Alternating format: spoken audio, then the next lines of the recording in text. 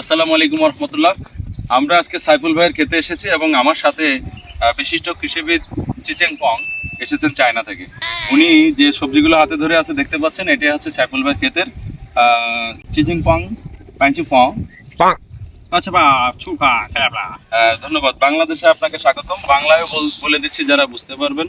উনি বাংলাদেশে এসে খুব ভালো লাগছে ওনার। অ্যান্ড চুনচি পা আমরা তো সিকা সেবলা ফিসিংসিয়া বাবা চুমা গিগাবা মানে বাংলাদেশে এই বীজের মাধ্যমে পুরা বাংলাদেশকে তারা ছায়া দিতেছে এবং এত চমৎকার প্রোডাক্ট আপনাদের হবে, কৃষকদেরকে উনি অনুরোধ করছেন।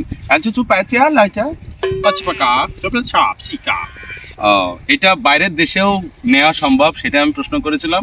উনাদের দেশে উনারা এটা নিবে। আনচু পেঁচে আছে। আচ্ছা বাবা কেবা চুকা বা ফিসিকা বাকা জু মানে এটা মানে বতিটাও যেমন মানে দাম পাবে, পেকে গেলে যে পেকে যাওয়ার পরেও যদি নষ্ট হয়ে যায় যেগুলা, ওইগুলো ওনারা নিতে পারবে। আমি আর একটা প্রশ্ন করি যে চায়নাতে আমাদের বাজার মানে আমাদের এই প্রোডাক্টের বাজার কেমন?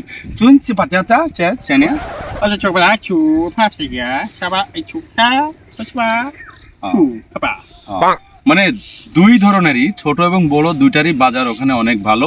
তো এটা যদি আমরা রপ্তানি করতে পারি তাহলে বৈদেশিক মুদ্রা অর্জন করা সম্ভব। তো চাইনিজ চিচিং পংকে আমাদের দেশে বাংলাদেশের মানুষের পক্ষ থেকে শুভেচ্ছা জানাই। এই যে 5 ইঞ্চি পা। আচ্ছা বাবা কালা বাইচা ওকে, ধন্যবাদ। উনিও আমাদের সবাইকে শুভেচ্ছা জানিয়েছেন, কৃষকদেরকে। কৃষকদের সম্পর্কে ওনার কোনো বার্তা আছে কিনা সেটা একটু শুনি।